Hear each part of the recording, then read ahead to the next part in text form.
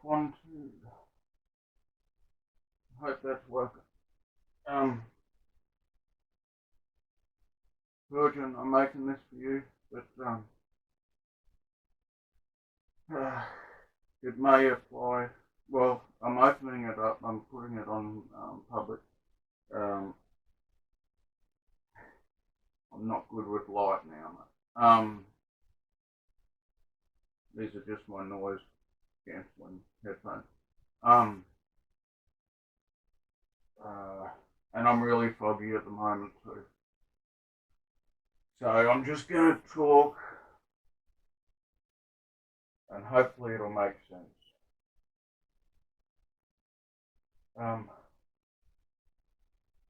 Is that recording? Yep.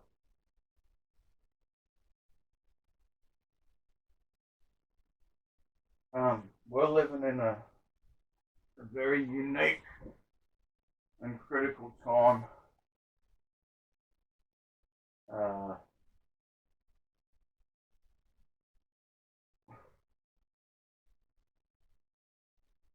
Half of the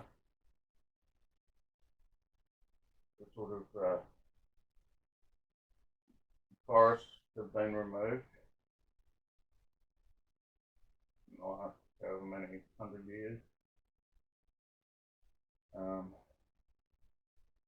A big, very large amount of carbon that hadn't been part of the natural surface carbon cycle, that is oil, gas, coal, fossil fuels, have been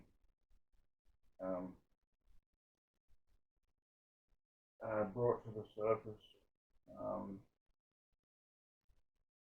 In the last couple of 100 years, it had a bigger lot. And so that whole natural surface carbon cycle has gone out of balance. The carbon sinks are saturating, and we can see that not just measurements of the actual different parts of the sinks themselves, as in how much carbon dioxide is utilised by plants, and if we can measure oceanic acidity by the amount of CO2 that is dissolving in oceans. But you can also get a pretty clear picture now, the last 10 years, the last decade or so, without any massive increase in global carbon dioxide emission output. There's been a 50% increase in annual atmospheric excess, as measured by ppm. So it used to be not so long. I mean, it happened very fast, really, in a geological timescale. 1 ppm, 1 part per million, is equal to 7.84 gigatons of CO2. In let's say 2010, things were climbing at an average of 2 ppm a year. So 2 times 7.84, so yeah, just under 16 gigatons of atmospheric excess per year of CO2. In the last decade, it's jumped to 3 ppm. So that times 3 is like 23 point something gigatons without any additional emission. Even it's interesting of all the knowledge and resources and efforts, meetings and everything that's gone in towards climate change minimisation or mitigation, or however you want to look at it, the most effective thing in terms of reducing emissions output for a short time was the COVID pandemic. There's probably been other measures that have helped to reduce what would have been increases. But in terms of actual, I think you have to look at it this way. You have to look at it for what it is right now, and that is the fact that we have, let's go with the general consensus in the scientific community, which is 350 ppm parts per million. CO2 is like the safe level. As of May 2023, so the northern spring, the carbon dioxide level was 424 ppm. So 424 is 74 ppm above the 350 ppm level, and you know, it's double that amount above the 280 ppm, which is what things were at the beginning of the Industrial Revolution. But if we take the 350 ppm, which seems to be a consensus figure of what is a safe level, then we're 74 ppm above that as of last year's northern spring, which is you have to every year do it at the same point. So at the end of the northern spring, that's when those measurements are sort of annualized.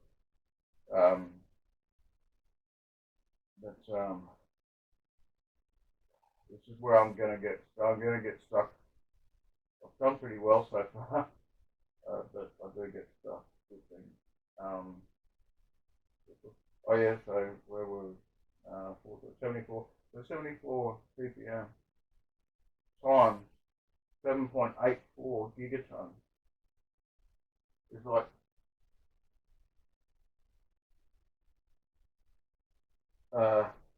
it's around 550, 560 gigatons of current excess CO2 in the atmosphere. That doesn't include the oceans. That's just what's measurable in the atmosphere. And we know that there's other carbon sinks that are saturating very, very quickly. I'm not a trained scientist. I'm just someone who, with a passion, a desire to see things put right, because if you don't, we're in massive trouble.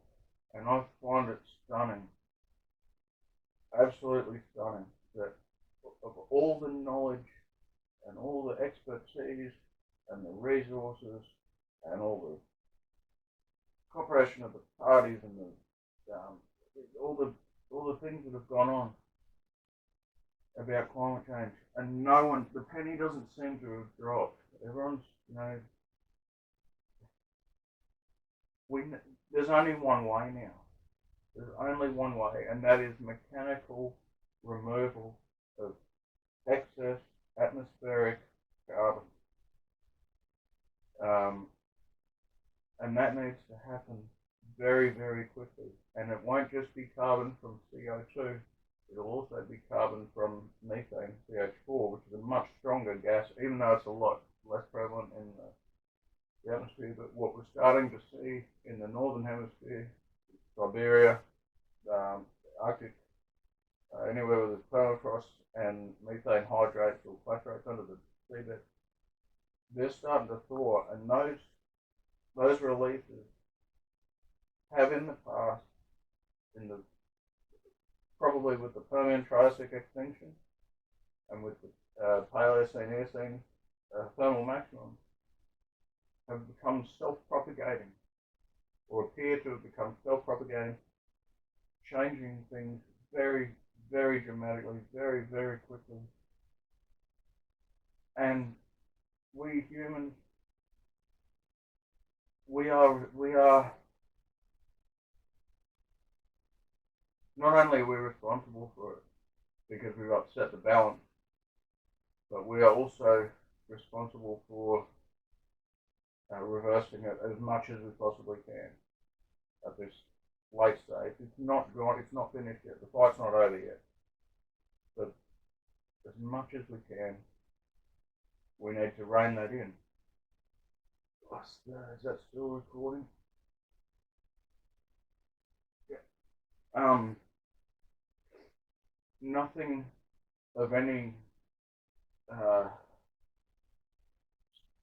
major significance in terms of technology, engineering,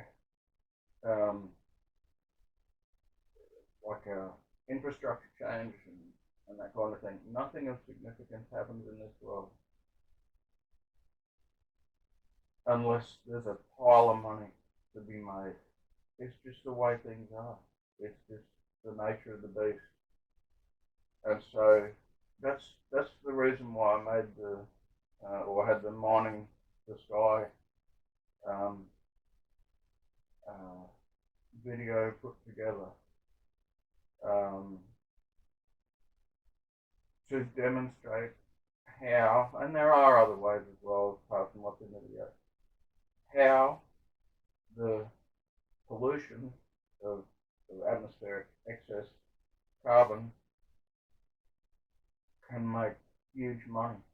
And Huijun, you and I talked about it, and you said, or you told me that from your experience, when it comes to new technologies, new investors won't even look at anything until they see a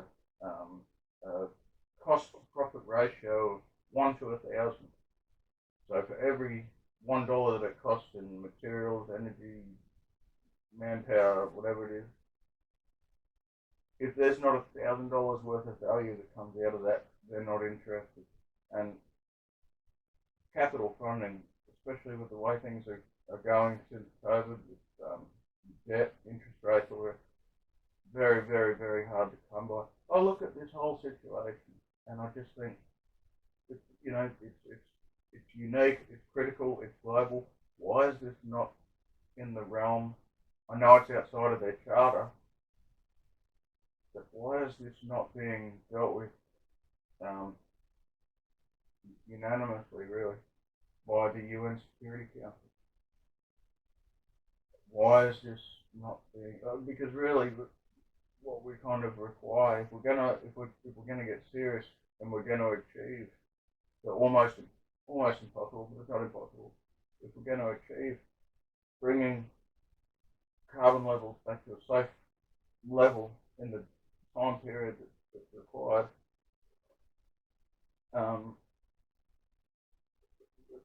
I can't think of any.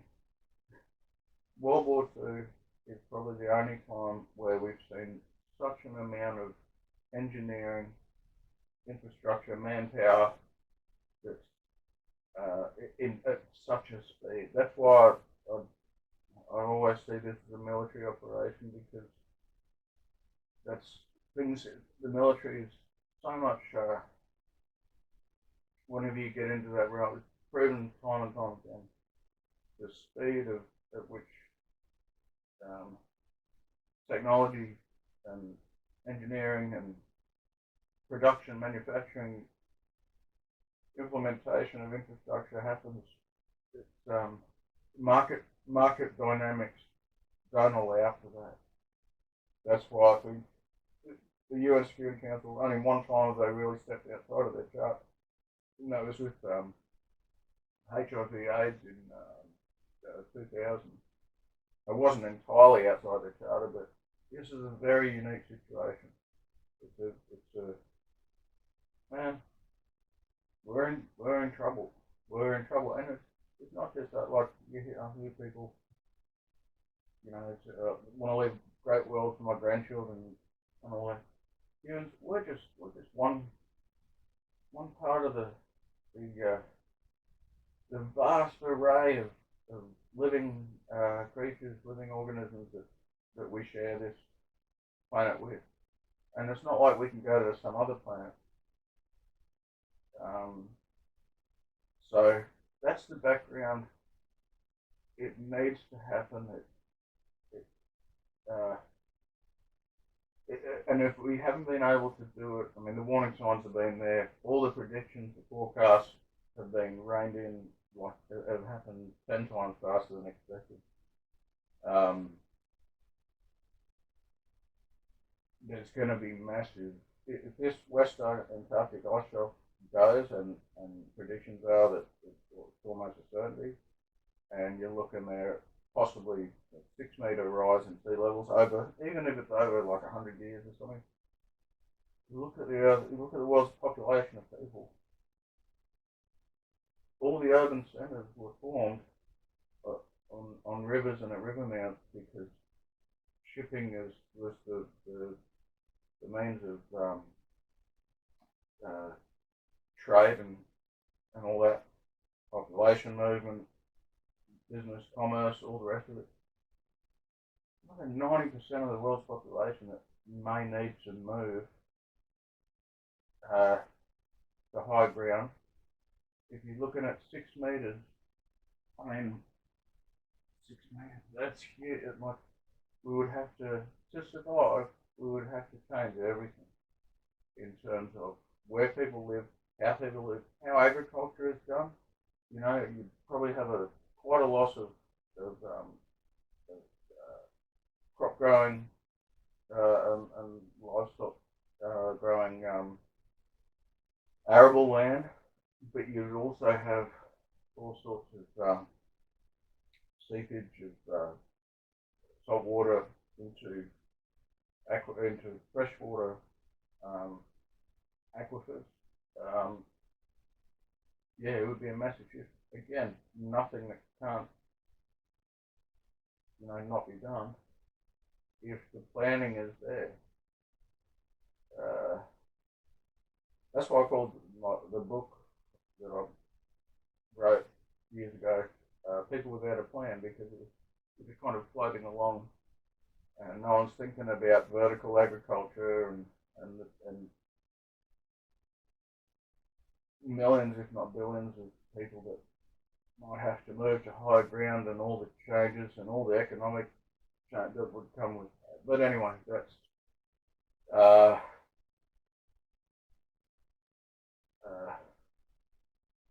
hopefully that will be done. If it needs to be done, it probably will, but things will be done in a fair and as orderly fashion, safe as possible.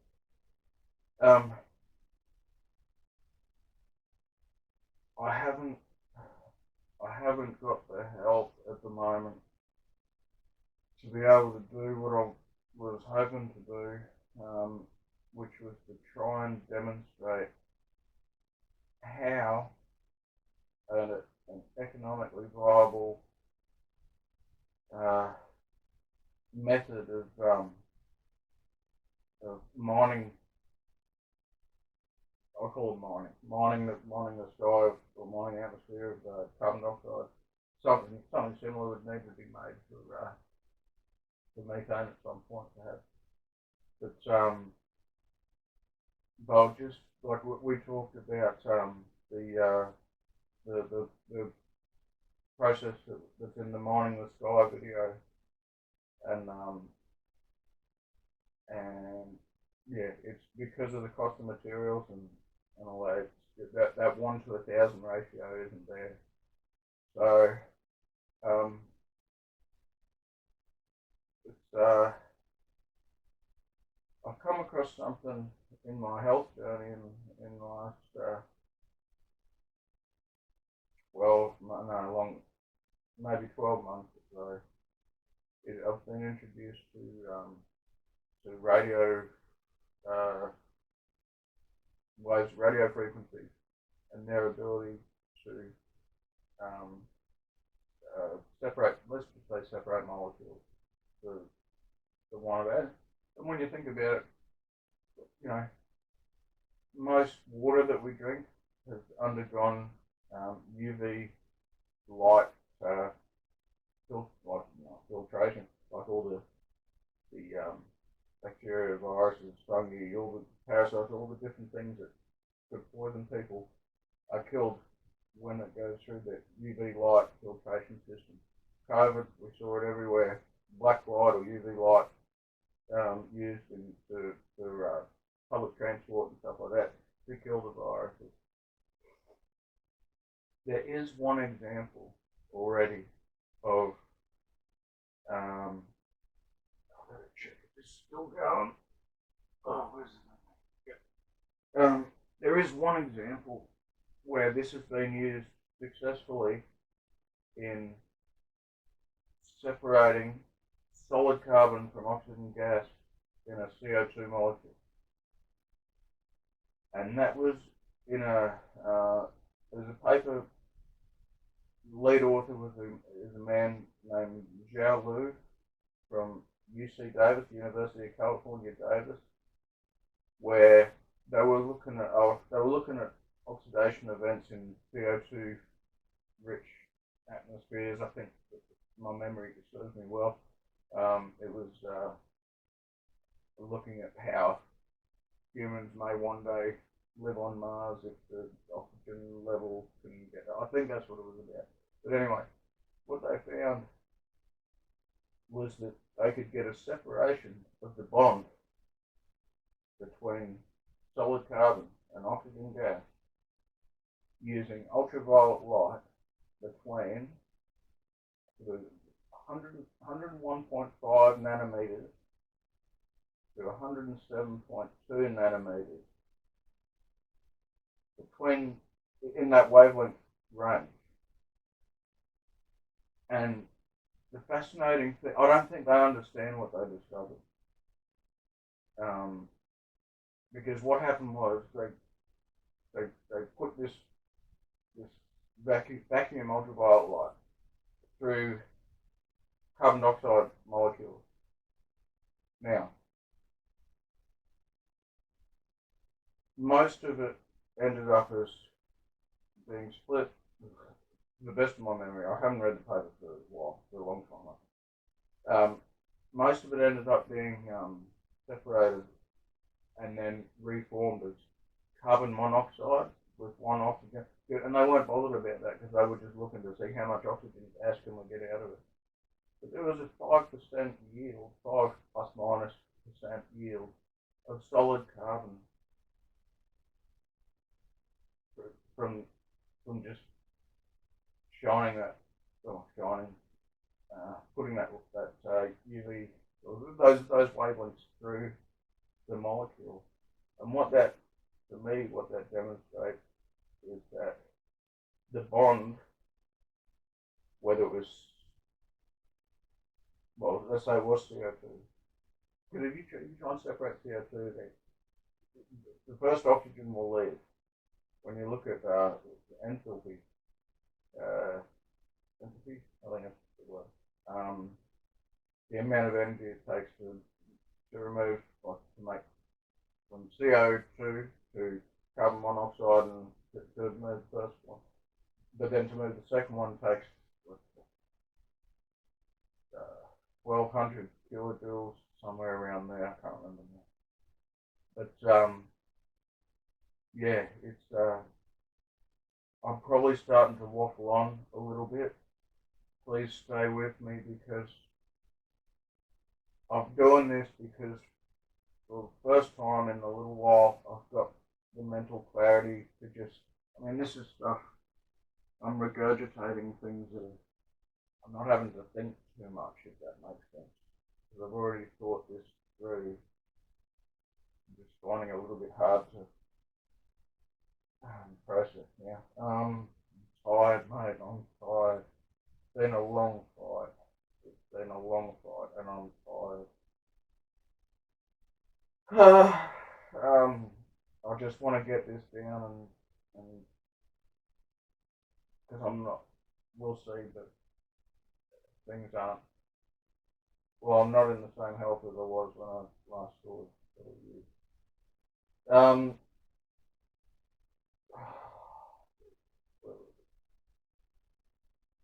Oh yeah. Anyway, cut a long story short, they show, or the team researchers showed that yes, CO2 can be separated into solid carbon and oxygen gas using um,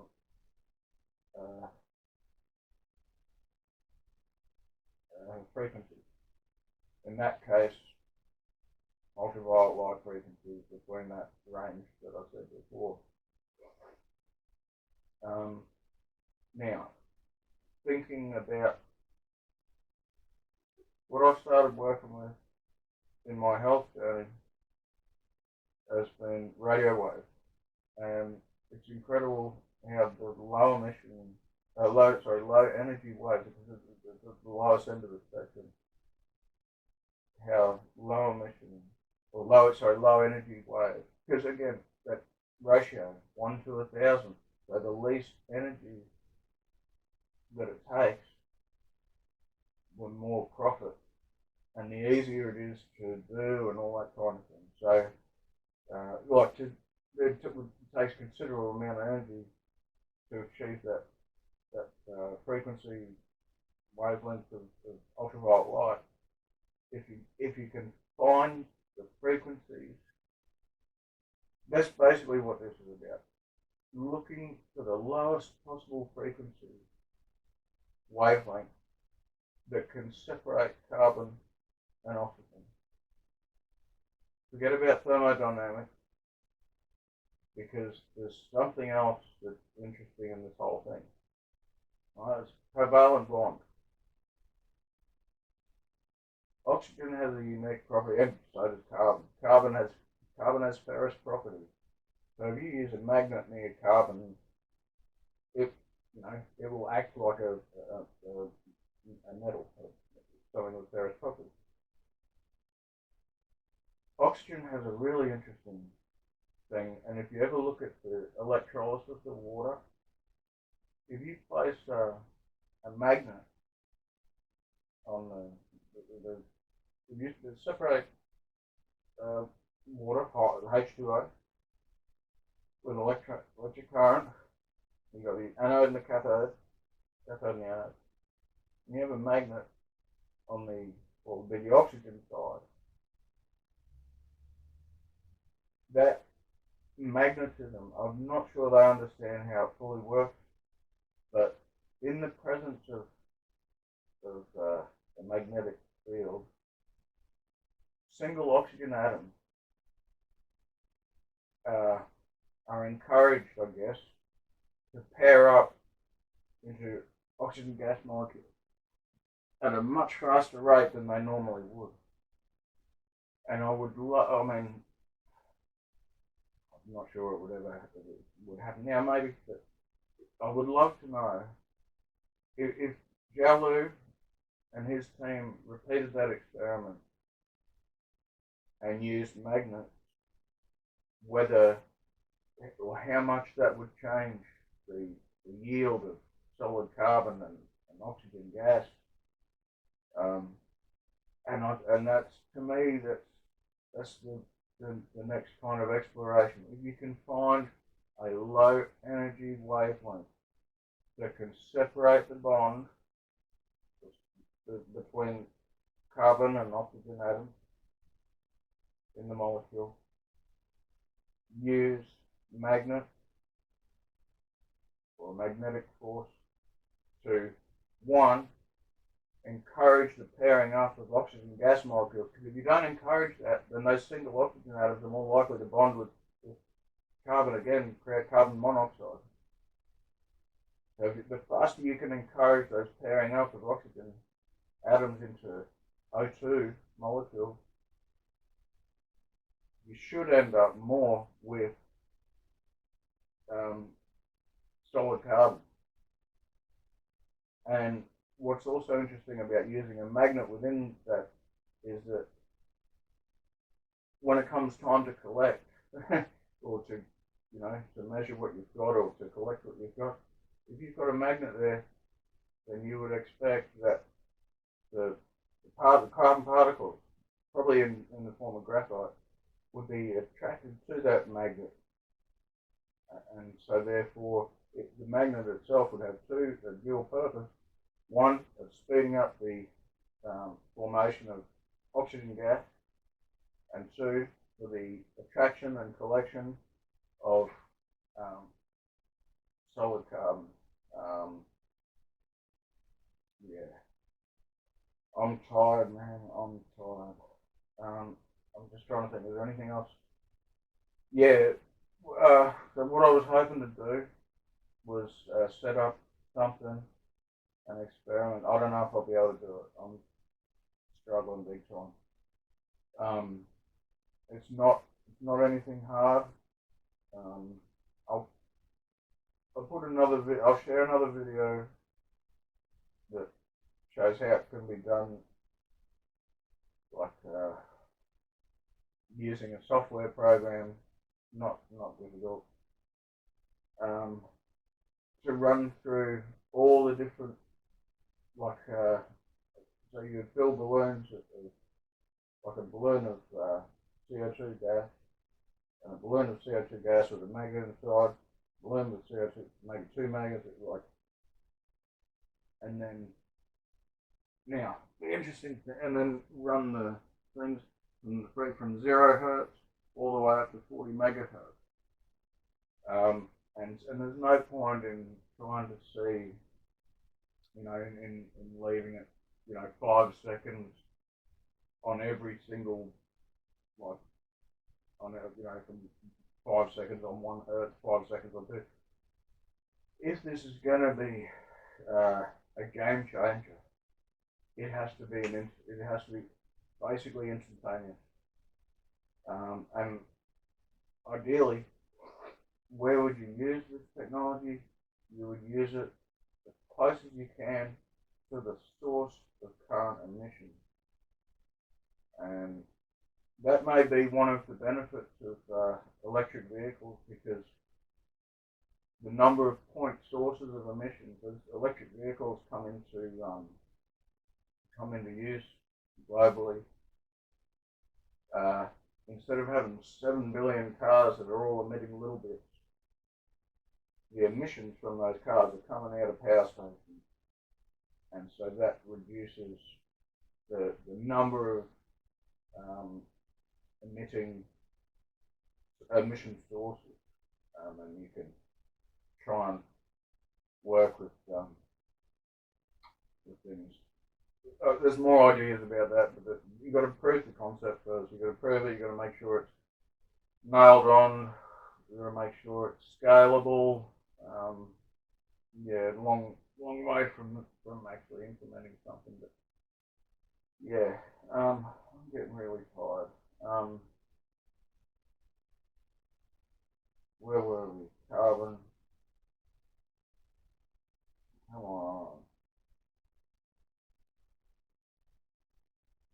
I have to do this. Is that still going? Well,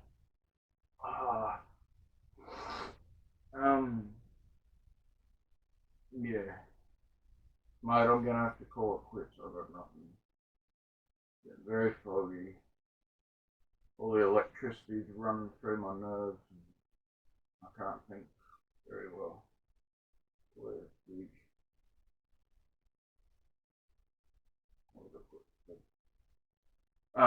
So Huijun, I've made this for you. But if anyone else is watching, and this is a really important point, if anyone else is watching, in most things, in most discoveries, especially where there's commercial interest involved, no one wants to be scooped. You know, everyone wants to be the one, and they'll hold on to patents and shelve them and hoard information and all that. I couldn't care less who finds the best way of doing this, because we're in a situation where there's no time. There's no time for ego and pride and yeah. If someone else, please, anyone else, go for it. Go for it. The more, the better. The more people who try to solve this issue, the closer we'll get. Hopefully, the closer we'll get to actually having solutions. Make your money. You know, if you put time and effort into it, and it's going to be worth a quid, make your money. Please don't shelve it. Please don't shelve patents. Don't license it. If you discover the way to do it, license it, and because we really are at a critical point, and it's not just for us humans. It's for so many other species that we share this planet with. So yeah. Thank you for listening, and I hope to see your Huijun. I hope to see you at some point in the future. Yeah. Oh, I don't know if that's everything. Is that everything? You look at the Mining the Sky video, read the description of that video. There's also, if you're looking at, you're talking, let's say that 550 gigatons of CO2. Well, 27% of CO2 is solid carbon, so 550, let's say 60, you know, looking at about, let's say 150 gigatons of solid carbon, 150 billion tons of solid carbon that's got to come out of the atmosphere. What do you do with all of that? That's an insane amount. There's some people in South Australia, one of the unis in South Australia, I can't remember which one, and they've been working on how to recarbonise soils using graphite. I know that they were looking at a particular type of graphite. This is a while back. I don't know how it's all gone. But recarbonising soils is could end up being very, very important for crops yields, mitigation against further, because as soon as you clear land, so much of that locked up carbon within the soil becomes not locked up anymore. Anyway, I've talked for too long. Can someone please find the frequency, find the wavelength that is going to separate solid carbon and oxygen gas, use magnets if it works, to encourage that oxygen gas formation, to collect the carbon, and make a fortune if you want. Get loaded, you know, and yeah. Thank you for listening. Ugh.